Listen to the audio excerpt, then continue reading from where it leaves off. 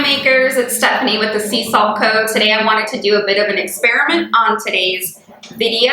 So let me tell you what we'll be doing today. We're actually going to be finding out what is the strongest method for adhering our metal post to our polymer clay earrings. So if you've ever asked yourself this question and you're dying to know the answer, stay tuned.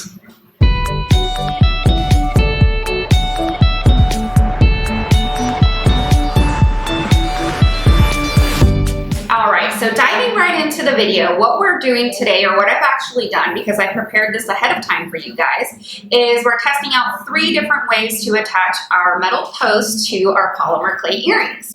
So the first method that we'll be testing out is using a baked earring, attaching with a tiny bit of the Gorilla Glue, and then once we put our post on with the Gorilla Glue, doing a layer of the UV resin, and then curing that under the UV light. Then the second method that we're actually going to be doing is liquid clay. Now, I've seen a lot of people using liquid clay. I store mine in this little container because I feel like it's easier to use this way, and then I just scoop it out with a metal spatula. So this is Sculpey liquid clay. That's the second thing we're going to be using. And then the third is Sculpey Bake and Bond.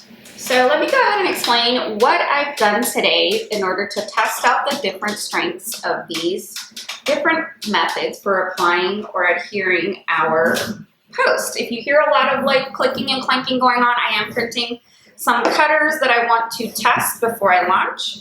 So please ignore that sound.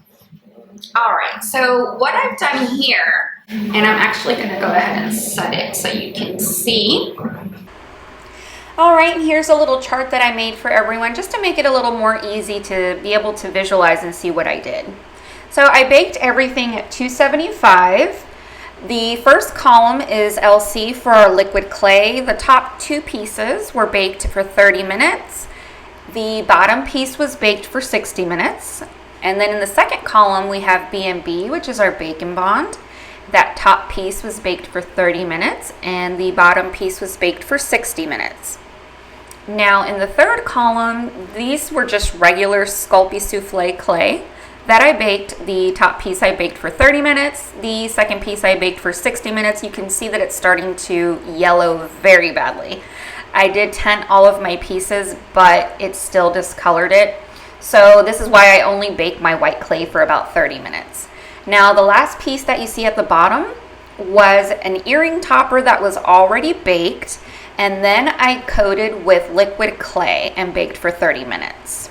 Now, to go over tinting, tinting just means that I placed a layer of something between my clay and the heating element in my oven. So I have a layer of aluminum over my clay and between the heating element. This way, when the heating element turns on, it's not scorching or discoloring my clay. As you can see, the white did discolor at the 1 hour mark. I never bake my white clay more than 30 minutes because I don't want it to scorch or change color. Now, it's not burned, but it did have a bit of a color change. So you can see it's more of a beige color than it should actually be white. Okay, so now what I want to do is go ahead and jump into testing the strength to see which of these is actually stronger. I'm actually really curious to find out these results. So let's go ahead and start. I'm going to start with the liquid clay, and we're going to do the 30-minute. So what I'm going to do is try and see if I can pull it off. Now it's really strong. I'm bending the post, but it's not coming up. So the liquid clay is doing pretty good. The only thing that I can say I will notice is my post has an air pocket. So between my post and the clay, the liquid clay, there's an air pocket. So it looks something like this. It's my clay, my post, then the liquid clay. And between the clay and the liquid clay, there's an air pocket around the post where you can see it lifted. Try to come up to this other camera so you can see what I'm talking about. So there's an air pocket in there. Let me see if I can get it to show. I can focus. There's actually you can see the post lifting up from the clay. So the post is kind of just floating in the middle between the clay and the liquid clay. Now let's go ahead and try the Bacon Bond. All right, so here's the Bacon Bond, and we're gonna try and do the same thing. We're really tugging at that post, trying to see if I can get it to lift. Now with the Bacon Bond, what I'm noticing, it's really adhered on there, and I don't feel like there are any air pockets in there. All right, so let's go ahead and try the 1 hour test. So let's start with the liquid clay.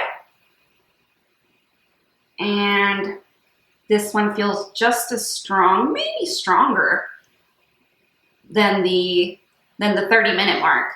You see I'm bending the post, so it's pretty strong. I again do notice, I don't know if you can see the lifting of my post. It's coming up, and what's holding it down is actually the liquid clay is kind of like a balloon on top of it. Now let's go ahead and try the 1 hour Bacon Bond. This one's really, really tough. All right, I'm definitely not getting any lifting of my post. I'm trying to see if I can peel it up. I can't. So yes, the Bacon Bond is very strong. Liquid clay is also strong. The main difference between these two is that the post is going to kind of float inside of a pocket instead of where with the Bacon Bond, it's kind of adhering to the post, so it's not floating and loose inside. All right, so now I'm gonna go ahead and try and do the test on the baked piece that I added liquid clay to. Now this was baked for 30 minutes, and we're gonna go ahead and try to lift it, and already I can actually feel movement. So yeah, this one just popped right up. It almost feels like just like a glue, like a rubbery piece of clear rubber or silicone that's on top of the earring, and it just cleanly popped right off. Let's see if I can get you a close-up. So there's that, and it literally just peeled off like a sticker. So when I first started, this is actually the method that I was using. And I saw someone say, you know, their earring backs were coming up and this was the method they used. So I went and I grabbed a pair of my earrings and I tugged at it and it ripped right off just the way this did. And I was mortified because I thought, what if I have, you know, customers that have something that's going to rip and break? Luckily, this was very, very early on. So I went and I pulled off all of the earring backs of my earrings and I redid them with. All right, so now what I want to do is take my baked earring topper and we're going to apply the method that I currently use, which is using a little bit of Gorilla Glue gel and then topping it with some UV resin and putting it under the lamp. Now, I wanted to do this part on video because I know several people have mentioned that they want to use UV resin, but they're not quite there yet. UV resin is so easy to use. I think once you've used it, you'll realize that there's nothing to be scared of. So I'm gonna go ahead and grab my materials and bring my lamp and show you exactly how I put UV resin on my earring back. Okay, now we're gonna go ahead and adhere this post to the back of this topper. So the first thing I want to do is put a little tiny bit of the crazy glue on the back of my post. Now you just want to use a very, very tiny amount just to hold the post in place, because if you put too much, the glue will come out and it doesn't look very pretty on the back of the post. It can kind of turn white and flaky and it's not very cute. Okay. So now that we have the post on, I'll take a little bit of my UV resin and just put a tiny amount, well, or a lot amount.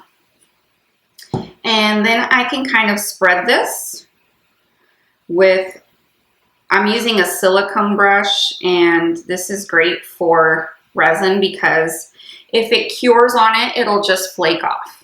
So now that we've put that on there, we can just put our UV light on and put it on for 60 seconds.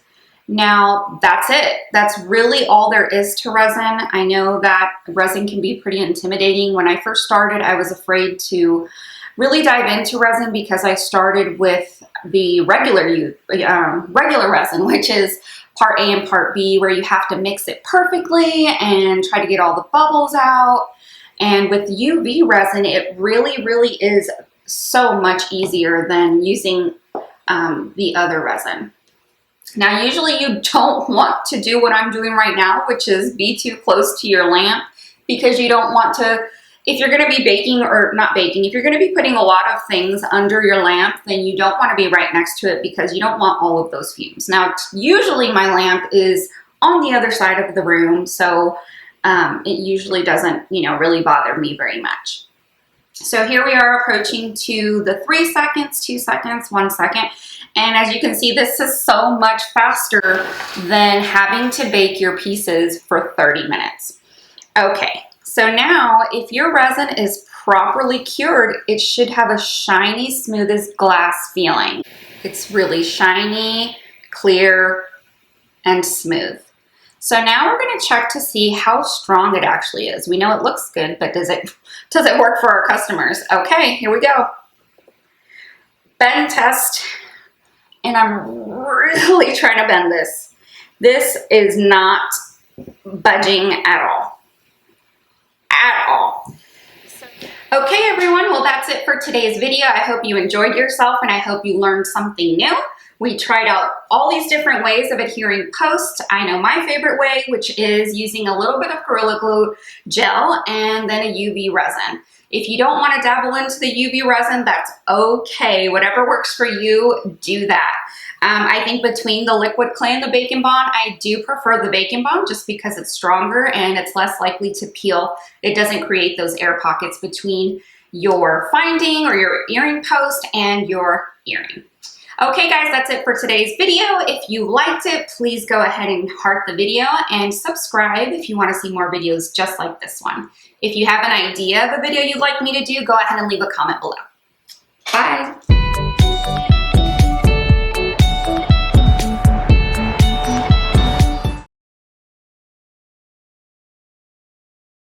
For today's